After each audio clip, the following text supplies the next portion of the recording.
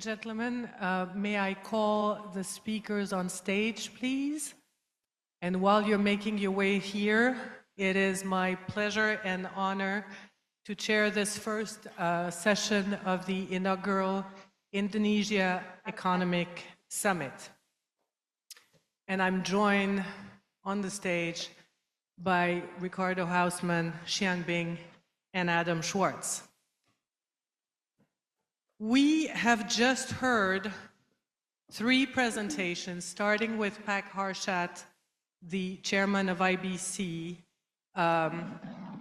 His Excellency Erlangga Hartarto, Coordinating Minister for Economic Affairs of the Republic of Indonesia, and His Excellency Budiono, the former Prime Minister of the Republic of Indonesia. They have provided us with a great picture of the economic policy goals and the present administration and its approach to addressing some issues involved in achieving them and to undertaking the necessary policies to that effect. The Indonesia Economic Summit has been created with the goals of highlighting and promoting Indonesia's business and investment opportunities and positioning Indonesia as the new growth hub in the global landscape. In that respect, the role of the summit is important in bringing the international dimension, in helping to initiate new cross-border collaborations and to benefit from the best practices and success stories. And this is the goal of this panel. This is why we have here three most relevant experts and observers that could add a foreign input to what has been said by our three initial speakers. So, in the middle, Dr. Ricardo Hausmann is the founder and director of Harvard Growth Lab, and he's more than well recognized. He's a superstar, world expert on strategies for promoting economic development. He can share with us some of his insights and best practices that would contribute to achieving Indonesia's goal. Dr. Xiang on the far left is the founding dean and Dean's Distinguished Chair Professor of China Business and Globalization, Cheung Graduate School of Business. He has been analyzing China's spectacular economic takeoff and has, in his own ways, contributed to it. He can share with us some of the elements behind this success story that could be of relevance also in the Indonesian context. Adam Schwarz, to my left. He's the founder and CEO of the Asia Group Advisor, which is a business advisory firm with offices across.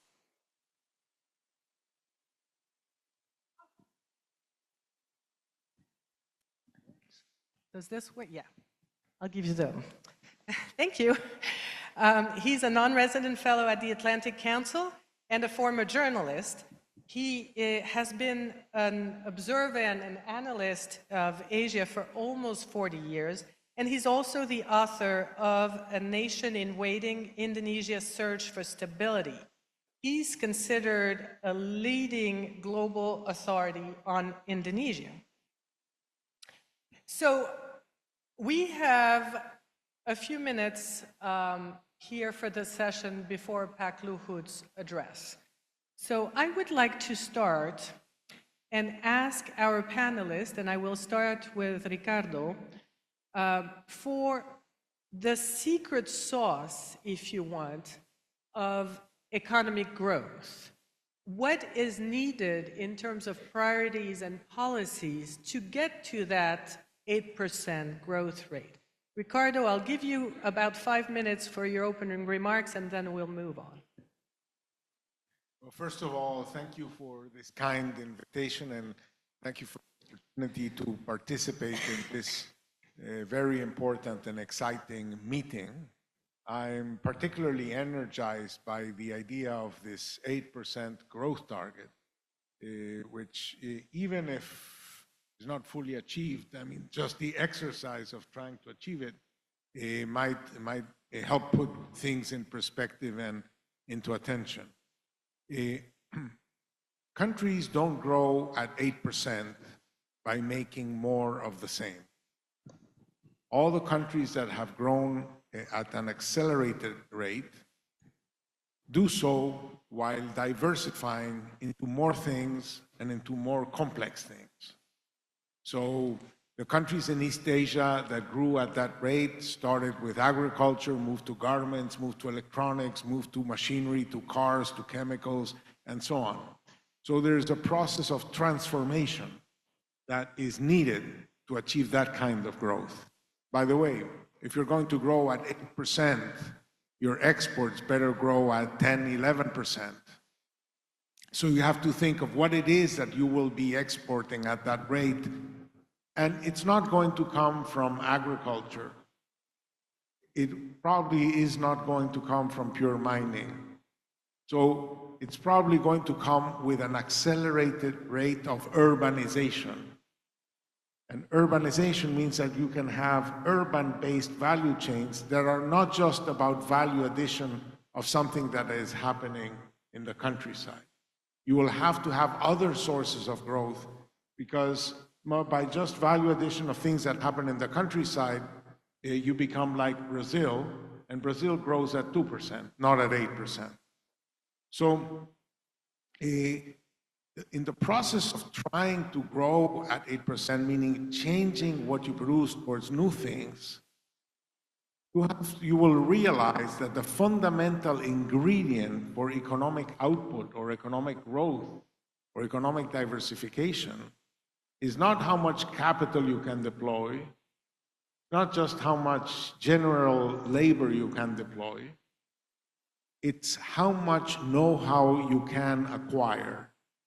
Because to do things you were not doing before, you need to know how to do them.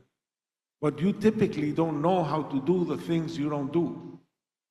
So how are you going to start doing the things you don't do if to do them, you have to know how to do them, but you don't know how to do the things you don't do? So a fundamental ingredient of growth at this rate is a strategy of how it is that you're going to acquire know-how. Know-how is much harder to acquire than you think.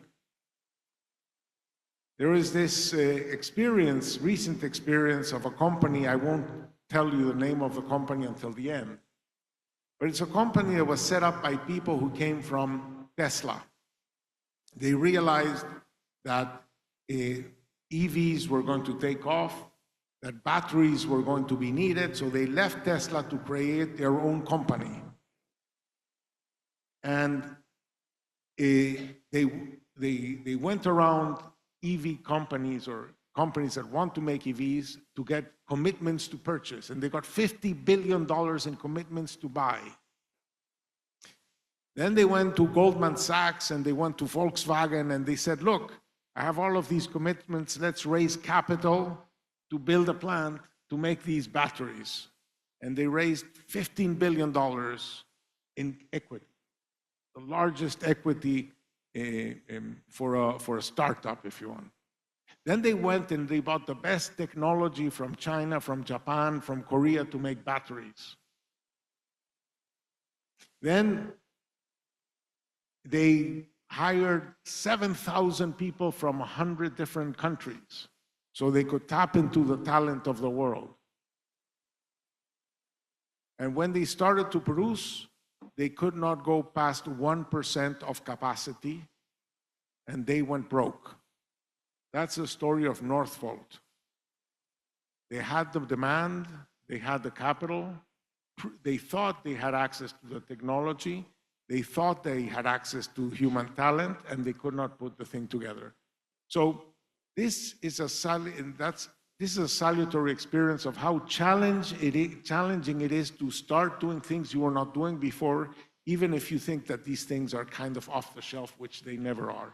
So this process of transformation is a process that requires a lot of thought, how it is that you're going to become good at things you were not doing before. And there's a set of levers that we can go on, maybe in a second round, because I don't want to extend myself. But I very much like the idea of growing 8%. It will require producing different things than you're doing now, so it requires a strategy for know-how. It will have to be based on very rapid growth of exports. It will have to be based on a very rapid urbanization into efficient cities, not into cities are, to a large extent, labor markets, and people have to get to their jobs without spending 2-3 hours or 5 hours a day in traffic. So it'll have to be efficient cities and so on. So there's a long list of things that I think are all important to focus on, but I think it's a healthy goal to try to achieve. Thank you. Thank you. Dr. Xiangbing, China was able to double its GDP every 8 years. What can Indonesia draw from the Chinese experience? Well, firstly, thank you so much for having me here. And secondly, I hope the 4 points I would like to share with you are of relevance for the development of Indonesia. Number one, from the data, China and the US contributed 44% economic growth since year 1979, when Ms. Thatcher started the neoliberalism. If you consider the economic growth from 2013 to today, China contributed 38.6%. US contributed 18.6%. That's roughly 60% economic growth globally. The common element of China and the US in terms of economic development is neoliberalism. It is capital. It is entrepreneurship. It is deregulation. Commonality. The second point is the difference in driver from China to US. US is predominantly innovation-driven, giving its advantage in basic science research, its inclusive system of entrepreneurship. 108 top companies in the US are funded by new immigrants. Amazing. We don't have a single one of them from China, for China, So China has generated more global fortune companies since year 2000. We have generated more newly minted billionaires on the Forbes. We were number 2 in unicorn company. So China, I argue, the most disruptive economy on earth. The 2 drive innovation and the disruption. The third one is the issue of inclusivity. I've been following the economic performance of China, US, Europe for a long time. To me, inclusivity and the economic performance is very different. China, US did well. It's because China, US not so inclusive compared with the Europeans. The Gini coefficient, China, US have been far higher than 0.4 for past 2 decades. So that's the reason why we have this common prosperity drive in China, inclusive capitalism in the US. China, US did better because our economy less inclusive than the Europeans. Europe was number 1 GDP. Look at today, after 20 years, this inclusivity drive, okay. So I think it is premature to argue more inclusive societies, you could have better economic performance. I don't know for sure. I see the difference between China, US, and Europe for the past 20 years. The fact so straightforward, beyond any point of argument, okay. The last one is the issue of innovation vis-a-vis copycat, imitation. When I was teaching in my school, it's like 20 years ago, I said it is wise to copy. It's not wise to innovate at the early stage of development. Every country went through that process. US, same thing, first industrial revolution. Harvard University, the city called Cambridge, Cambridge. So you learn how to walk. Do not feel bad about being an imitator. Being an imitator, risk is much less. So copy first. After 10, 20 years, you become better in innovation. The case of China. Now we have DeepSeek, we have Temu. It's the most popular download app in the United States. We have a TikTok. We have Xiang. Finally, the foreign companies who can come to the United States play American football and winning. That's the stage-by-stage progress. Learn how to crawl, walk, then run. Don't feel bad about being an imitator. Thank you so much. Thank you. Thank you. So we're hearing about the recipe to that secret sauce, but that secret sauce is happening in a global environment that's becoming, or that has been, more and more volatile. And I would like to call on Adam to give us a sense of the impact of the US-China trade war and this whole global environment on Indonesia after you have reacted to what our two colleagues have already said. Great. Thank you very much, Yael. A quick congratulations and thank you to Sophia and Jalil and the team at the IBC for putting together this very, very impressive group on a two-day conference. So, Xiang and Ricardo have pointed out a number of obstacles on the way to 8% growth, and I'm going to add a few more to the list. I would begin by saying that there's a general consensus among economists that 7 to 8%, sustained 7 to 8% growth for Indonesia is viable.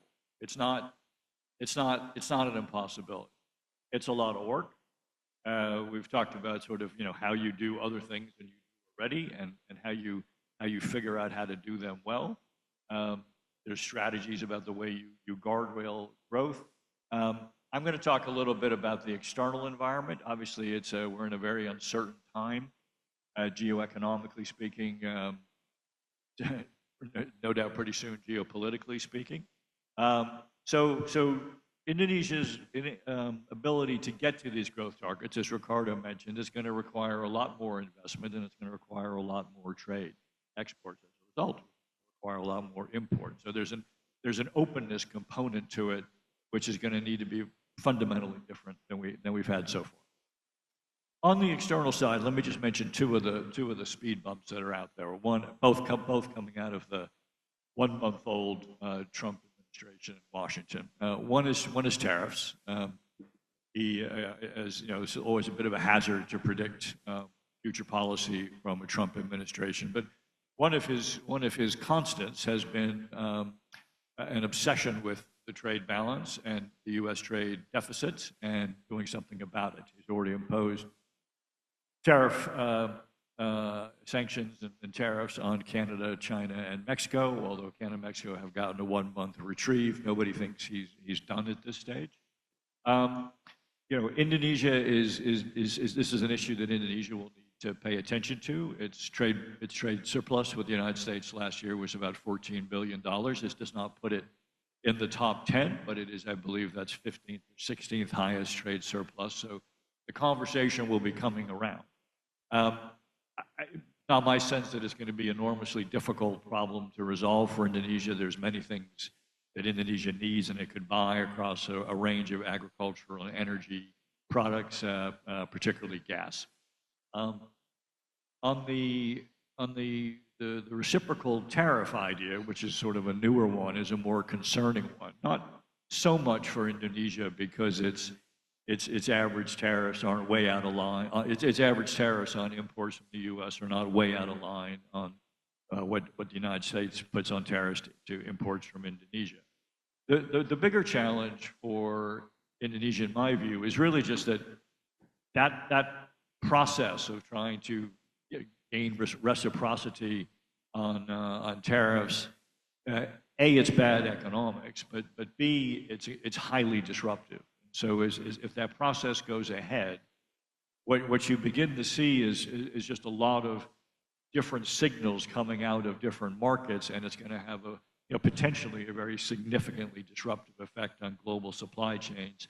And Indonesia is not going to be waived from that. That's going to be a part of the problem. So let me talk maybe briefly about investment, because this is probably the big number that we're talking about. So if we're going to go from 5% growth to 7 to 8% growth, economists would put that number somewhere between $100 and $150 billion a year of FDI coming in.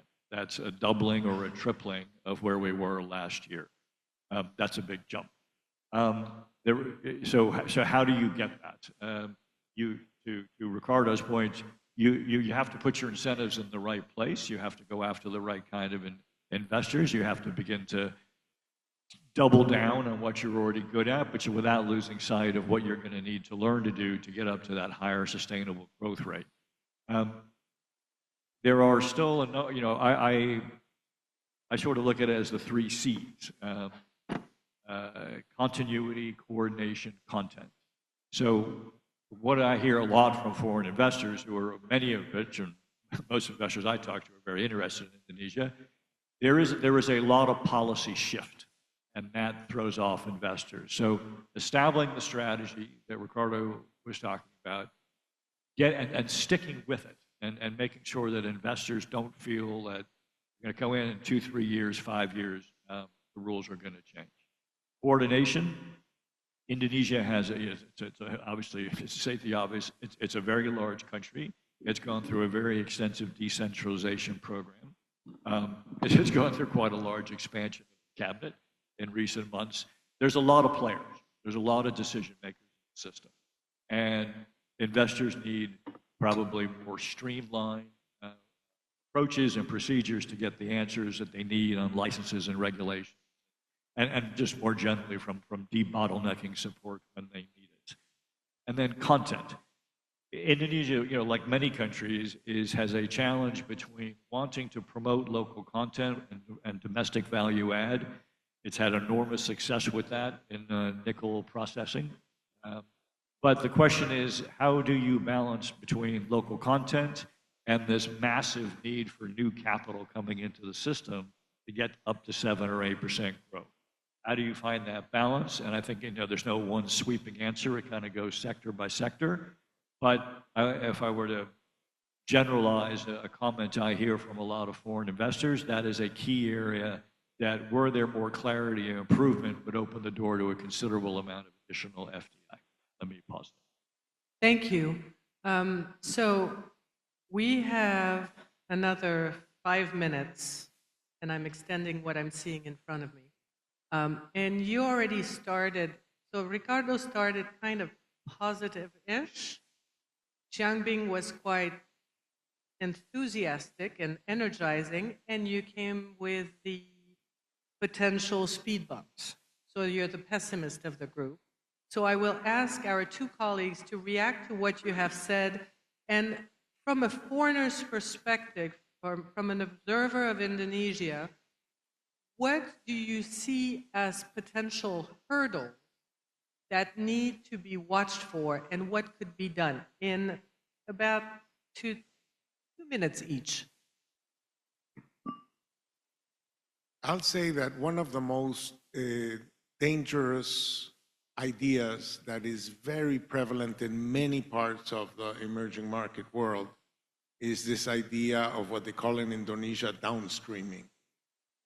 This idea that you want to focus on adding value to your raw materials.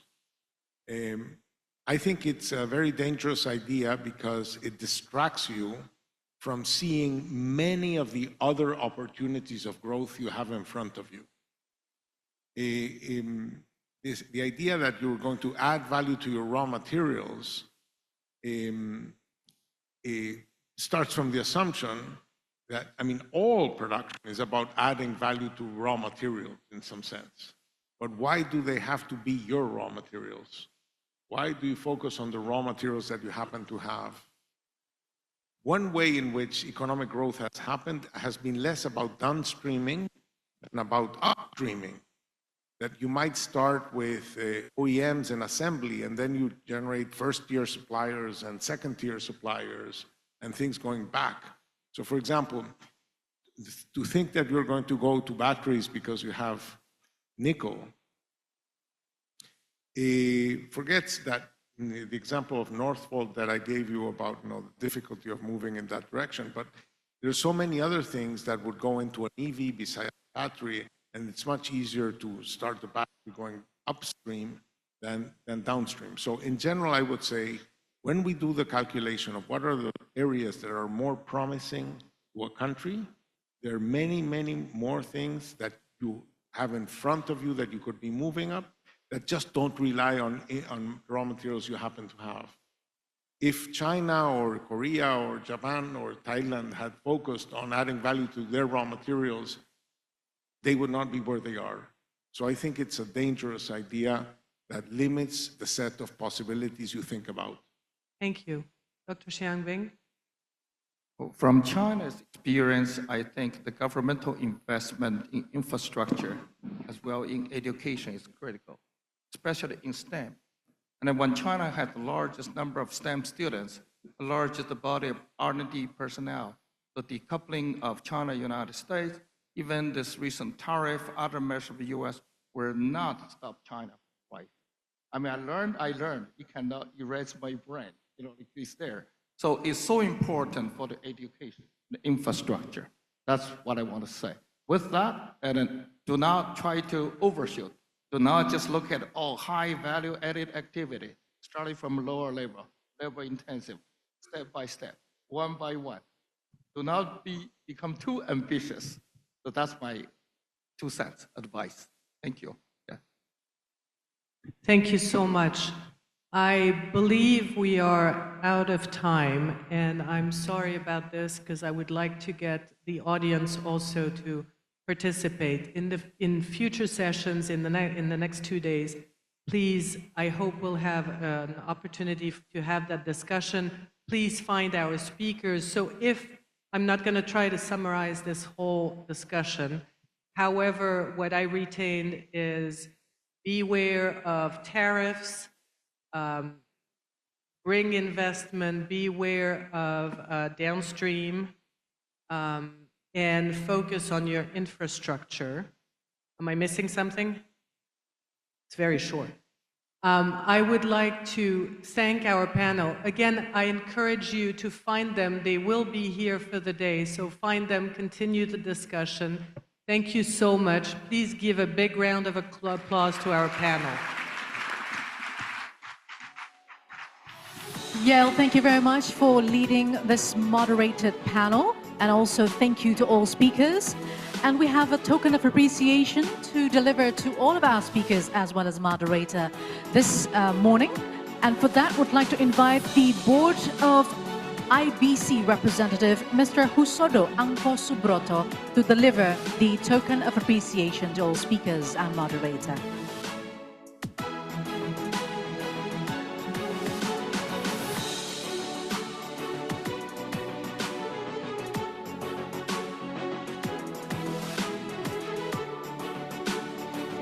Once again, thank you very much for your insightful insights as well as discussions that are produced in this panel session. And of course, we do hope that these ideas and discussions will come into actions, real actions for Indonesia's future economy.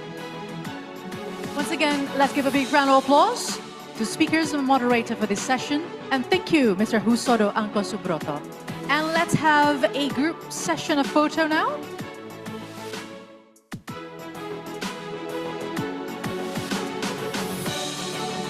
Thank you very much. Thank you, speakers. Thank you, moderator. Thank you, Mr. Husodo. You may all return to your seats.